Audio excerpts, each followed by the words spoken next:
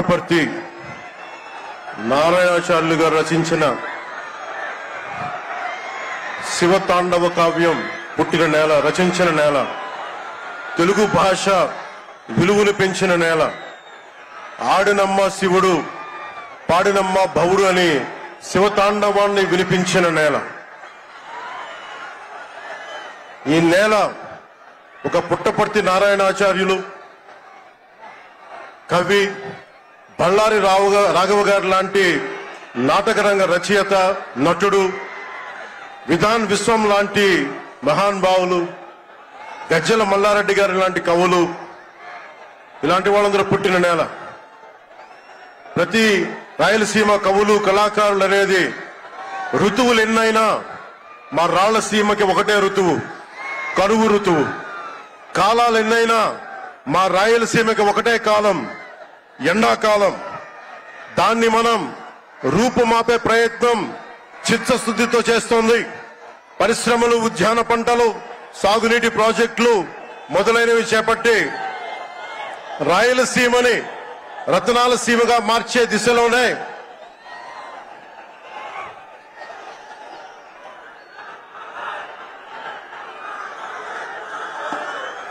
ఈ రోజున మేమందరం గౌరవ ముఖ్యమంత్రి గారి చంద్రబాబు నాయుడు గారి నాయకత్వంలో మీ ముందుకున్నాం.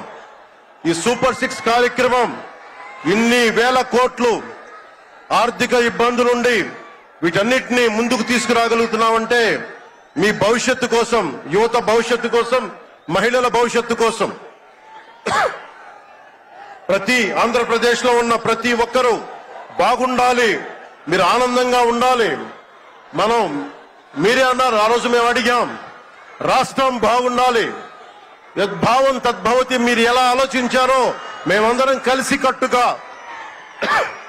కలిసికట్టుగా పార్టీలు వేరైనప్పటికీ రాష్ట్ర హితువు, రాష్ట్ర శ్రేయస్సును దృష్టిలో పెట్టుకొని ఈ రోజున మీ ముందుకొచ్చి ఇంత ఘన విజయంగా, ఇంత దిగ్విజయంతో ఈ సూపర్ 6 కార్యక్రమాన్ని మీ ముందుకు తీసుకొచ్చాం. దీని సూపర్ 6 కార్యక్రమానికి సంబంధించి భవిష్యత్తు రాయలసీమ వెనుకబాటుతనం గురించి, దానికి నీటి సౌకర్యాల గురించి, పారిశ్రామిక గురించి గౌరవ ముఖ్యమంత్రి గారు మాట్లాడతారు.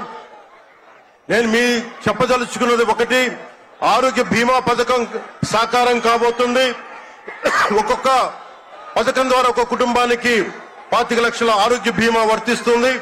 అలాగే పర్యాటక రంగంలో కూడా మనకి దాదాపు 10,000 పైచులకు పెట్టుబడులు ఆకర్షిస్తున్నాం.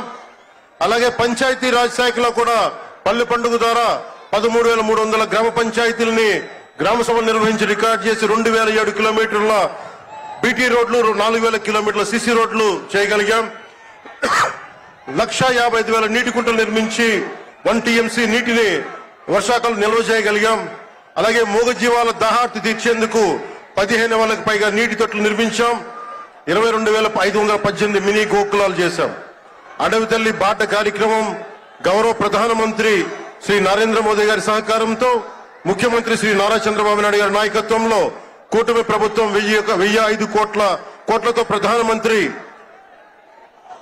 పిఎం జన్మన్ పథకం, మహాత్మా గాంధీ జాతీయ ఉపాధి హామీ పథకం ద్వారా రాష్ట్ర ఉపాధి హామీ పథకం 625 గిరిజన గ్రామాలని అనుసంధానిస్తూ 1,069 కిలోమీటర్ల రోడ్ల నిర్మాణం జరుగుతోంది.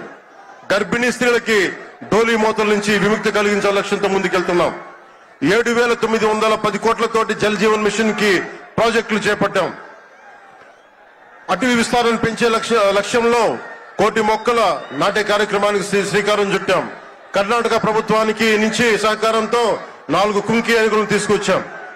అలాగే శాంతి భద్రతల పరిరక్షణ వ్యవహారంలో భేదాలు చూడకుండా ముందుకు వెళ్తామని శాసనసభ సాక్షిగా గౌరవ ముఖ్యమంత్రి శ్రీ నారా చంద్రబాబు నాయుడు గారు స్పష్టం చేశాం. నేను అదే మాట చెప్పాను, ఆ మాట కట్టుబడే ముందుకు వెళ్తున్నాం. శాంతి భద్రతలు ఎలాంటి ఆటంకం కలగకుండా ఉన్నప్పుడే రాష్ట్రంలో పెట్టుబడులు, పరిశ్రమలు వచ్చి యువతకి ఉపాధి, ఉద్యోగ అవకాశాలు లభిస్తాయి.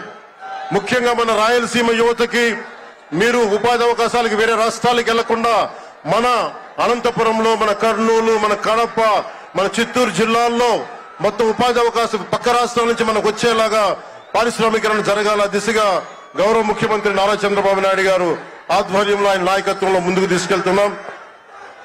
కూటమి ప్రభుత్వం ప్రతి అడుగులోనూ త్రికరణ శుద్ధితో పనిచేస్తుంది. గౌరవ ప్రధానమంత్రి శ్రీ నరేంద్ర మోదీ గారి వికసిత్ భారత్ విజన్ దిశగా గౌరవ ముఖ్యమంత్రి శ్రీ నారా చంద్రబాబు నాయుడు గారి నాయకత్వంలోని కూటమి ప్రభుత్వం ముందుకు సాగుతూ 2047 నాటికి ఆంధ్రప్రదేశ్ ని దేశంలో నెంబర్ 1 రాష్ట్రంగా తీర్చిదిద్దుతామని మీ అందరికీ తెలియజేసుకుంటూ జై భారత్, జై హింద్.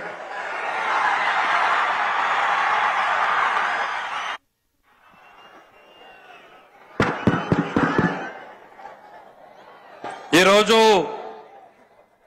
ఈ సభా కార్యక్రమంలో పాల్గొనాల్సినటువంటి 2 వ్యక్తులు రాలేకపోయారు.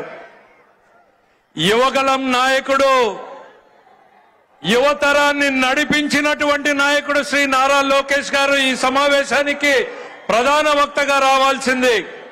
అయితే నేపాల్లో చిక్కుకుపోయినటువంటి తెలుగు వాళ్ళని కాపాడడం కోసం గౌరవ ముఖ్యమంత్రి గారి ఆదేశాలతో ఆయన అమరావతిలోనే ఉండి ఆ కార్యక్రమాన్ని పర్యవేక్షించడం వల్ల రాలేకపోయారు.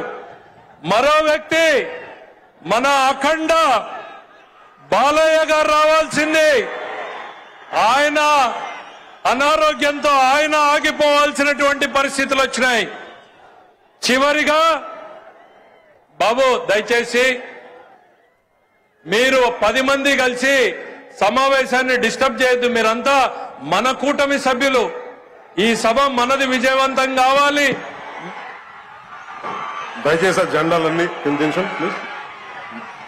ఇంత మనందరం కలిసి పనిచేసాం కదా, ప్లీజ్ దయచేసి దాన్ని దించండి. మేము హుషారుని అర్థం చేసుకోగలం. దయచేసి పెద్దలు ముఖ్యమంత్రి గారు మాట్లాడబోతున్నారు, శ్రద్ధగా వినాలి కదా. మన ఈ అల్లరి ఉత్సాహం మంచిదే, కానీ ఆంధ్రప్రదేశ్ భవిష్యత్తు కోసం కదా మేమందరం ఇక్కడికి వచ్చాం. గౌరవ ముఖ్యమంత్రి గారు మన పారిశ్రామికీకరణ, ఉపాధి, ఉద్యోగ అవకాశాల గురించి మాట్లాడతారు. అందుకని దయచేసి జెండాలను ఇబ్బంది కలప కొంచెం కిందకి దించండి దయచేసి.